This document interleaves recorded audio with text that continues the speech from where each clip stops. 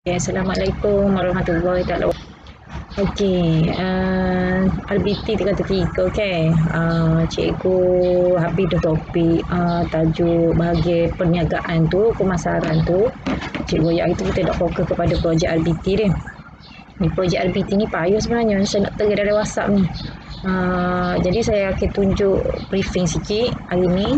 Okey, dengan molek lah. Kenapa cikgu nak briefing ni? Hari ni panduan kerja projek KSSM, Reka Bentuk dan Teknologi bagi tingkatan 3. Ini panduan dia cikgu nak tunjuk ni. Okey, dengan molek. Jadi maknanya kita boleh berbincang melalui WhatsApp je lah berkenaan dengan projek awak nanti. Kalau awak tak faham ke lagu mana. Okey, tengok dulu cikgu nak tunjuk. Penting-penting lah kau awak. Ni tak penting. Okey, ni lah. Projek ini dilaksanakan dalam tempoh dari bulan Mac hingga Julai selama 22 minggu. Okey.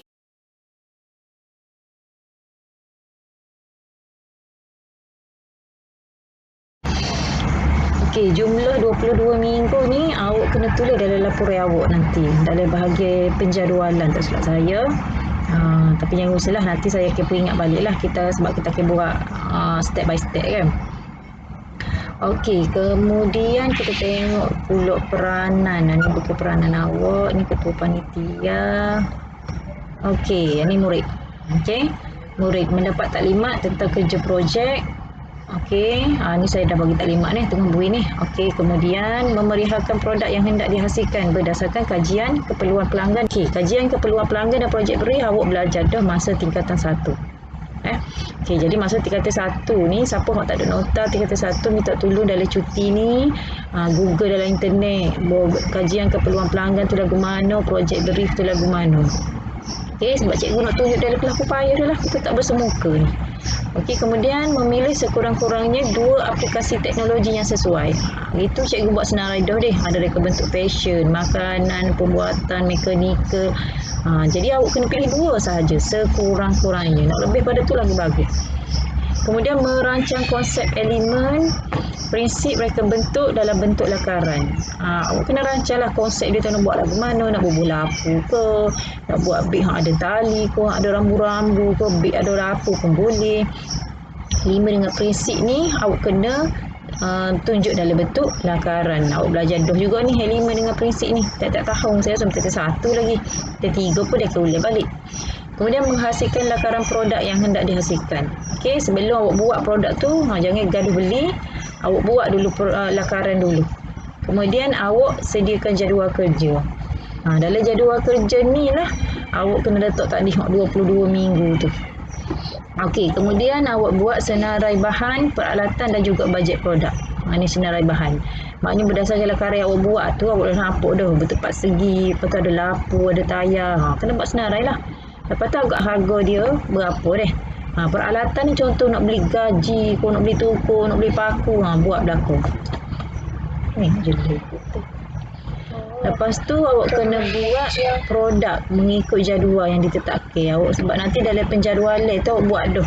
Minggu pertama kena buat gapo, minggu kedua kena cari bahan, contoh. Minggu keempat, minggu keenam kena start potong kayu. Contoh minggu start gapo. Kalau nak jahit baju juga bolehlah potong-potong kain kau lagu mana deh, kena ikut jadual dia. Kemudian membuat pengujian, penilaian fungsi dan kesesuaian produk. Pengujian ni awak kena ujilah bila produk awak tu dah siap.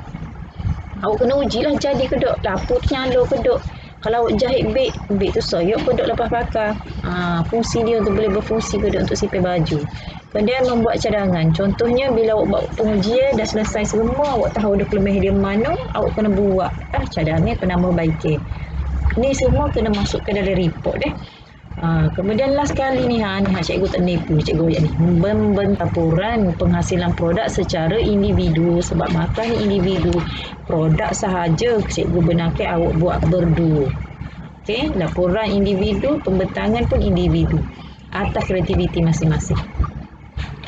Okey, jadi jadual pelaksanaan ni langkah 1 ni. Langkah 1 pertama sekali saya nak awak sediakan ni dulu deh, menyatakan produk yang hendak dihasilkan berdasarkan kajian keperluan pelanggan dan juga projek brief.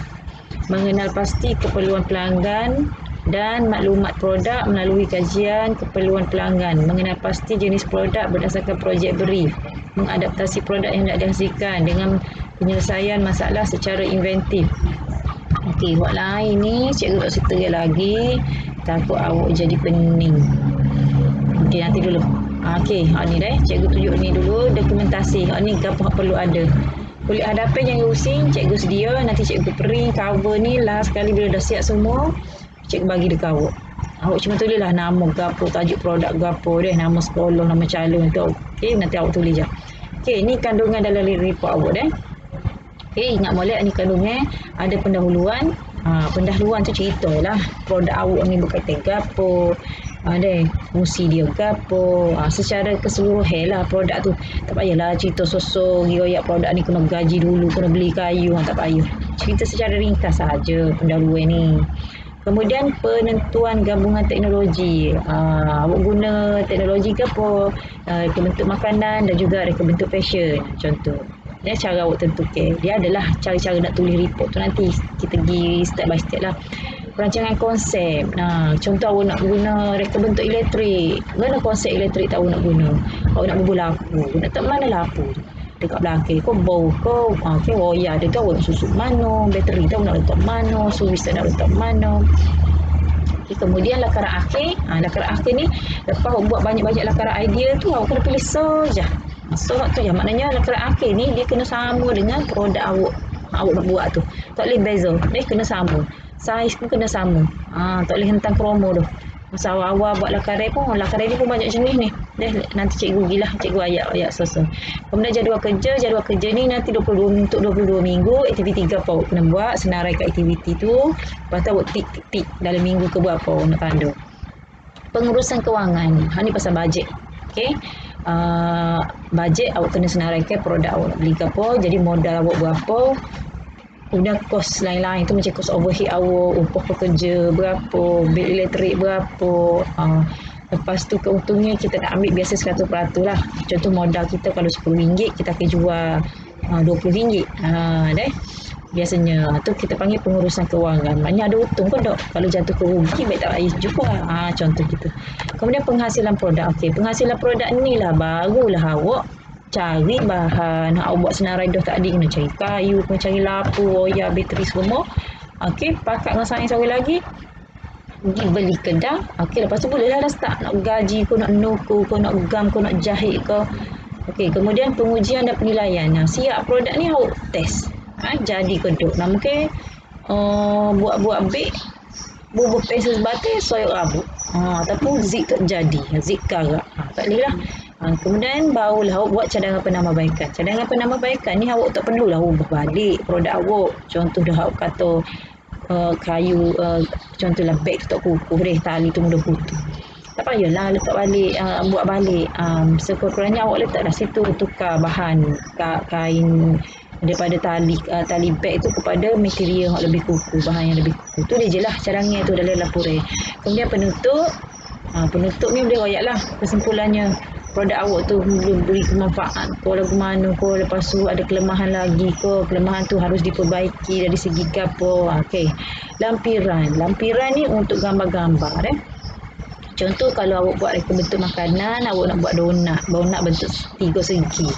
Jadi proses nak buat donat tu awak ambil gambar dan letakkan dekat lampiran.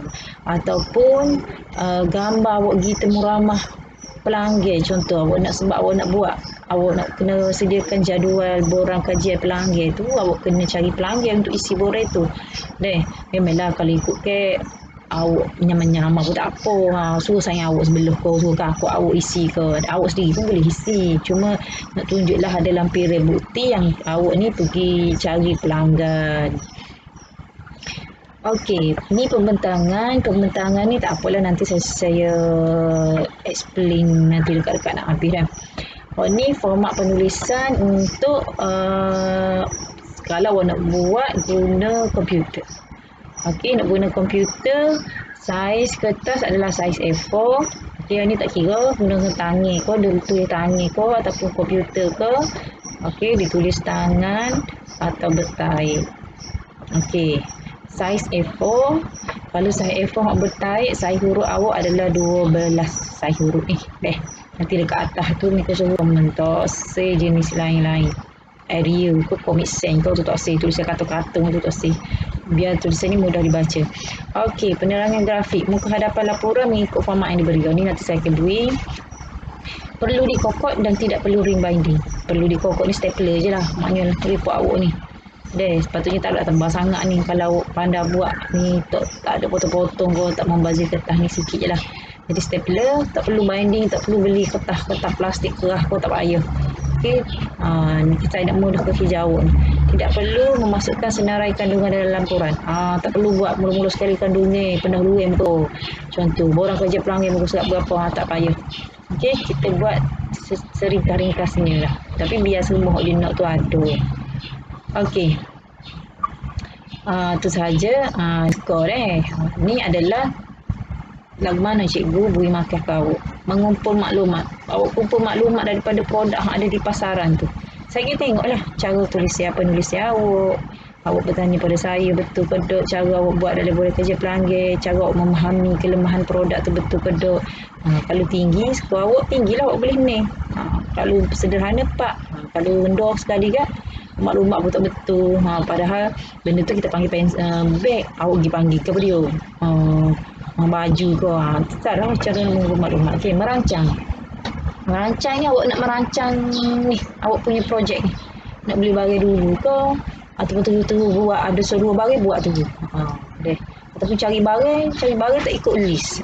Buat list tak buat lagi. Dia cari barang tu. Tu perancangan awak tak betul. Jadi saya perhatilah semua-semua tu. Saya tengoklah dalam kelas awak feedback lagu mana, respon lagu mana. Awak bagus, saya beri markah tinggi lah. Aplikasi ni pula cara awak guna, awak pilih teknologi apa. Lepas tu betul ke tak awak, kalau awak kata guna pilih teknologi elektrik tadi ni, kena ada lampu, kena ada wayar. Betul ke tak ada wayar, ada lampu. Kalau salah, sikit lah markah. Kalau kurang, kena membuat refleksi. Refleksi ni adalah cara penambahbaikan tadi. Hati ke tak hati. Kalau tak hati lagi mana nak komen, nak tambah. Berkomunikasi ni adalah markah awak pembentangan. Itu cikgu kata. Pembentangan ni ada markah. Tapi bila markah untuk tinggi sekali. Maknanya awak betul tu ada isi, ada poin dia. Kalau agak sikit-sikit tu tak ada masalah lah. Betul kata cikgu nak suruh betul daripada muka surat 1 sampai muka surat akhir. Maknanya betul lah benda-benda yang penting tu. Kemudian etika dan kerohanian. Etika dan kerohanian ni adalah sikap awak dalam kelas. Kalau cikgu kata hari ni buat laporan, awak tak buat, mari sekolah tidur, tak buat kerja saya, awak buat bising dalam kelas, etika kerohanian awak dapat 1. Tahap 1. Markah dia adalah 2 sahaja. Kalau saya kata mari sekolah hari ni buat laporan, buat borang ni, okey awak buat atap kali kelas awak atas tak jemis. Boleh markah ni 12. Nanti cikgu aku tambah semua di sebahagian ni. Dia akan jadilah cukuplah 30%. Ni contoh dia ni. Kalau nanti keseluruhan nanti cikgu kira julak dia, purata dia, awak dapat contoh, awak dapat tipi keseluruhan 4 dia. Ni lah maksud dia murid menjadikan perancangan, mengumpul sumber aplikasi. Ni lah ciri-ciri dia ni. Ini untuk cara cikgu lah sebenarnya buat pemarkahan untuk awak. Okey, ni syarat dia tidak melebihi 2 orang murid. Langkah pertama hingga keempat dan penyediaan dokumentasi dilakukan secara individu. Walaupun projek adalah secara berkumpulan. Maknanya langkah pertama hingga keempat. Ni awak tengoklah. Secara individu, yang start awak buat berkumpulan adalah kaji, cari bahan tu boleh berlaku berkumpulan Kalau lain-lain buat boleh kaji pelanggan ke, tu kena buat individu. Langkah kedua dan ketiga, ahli kumpulan boleh memilih asas teknologi, perancangan konsep, elemen dan prinsip reka bentuk yang berbeza atau sama. Contoh saya awak nak buat produk sama, dia nak bubuh lampu dalam beg. Saya awak suruh lagi tak si bubuh lampu. Dia nak bubuh tali di kotak kaleng dia. Kotak kaleng dia tu bertali, boleh sakut bahu. Awak pula tak si bertali, nak bubuh lampu, boleh. Tak ada beza Sebenarnya konsep tu beza sikit je. Okey, kemudian langkah keempat. Langkah keempat, semua ahli kumpulan menghasilkan gabungan idea lakaran akhir produk yang sama. Dia pun samalah, ada produk awak sama kan. Dokumentasi secara langkah kelima dan ke-8 ni amali secara berkumpulan, penyediaan dokumentasi. Penyediaan dokumentasi berbeza dan mengikut format. Pembentangan adalah secara individu. Okey, langkah yang dipatuhi muka surat halaman ni hingga halaman 10. Okey. Okey, lagi ke apa lagi penting? Tak ada lah. Okey, ni tak ada ni pemarkah ni hak saya. Sudah bagi untuk awak ni. Okey, ni ni yang nanti cover report awak. Saya akan bagi ni, lepas tu markah saya akan letak sini. Nanti ada tanda tangan awak sekali lah, tanda tangan, lepas tu nama tajuk projek tingkatan berapa. Okey. Itu saja dulu. Nanti bolehlah baca-baca dulu. File nanti saya hantar dalam WhatsApp.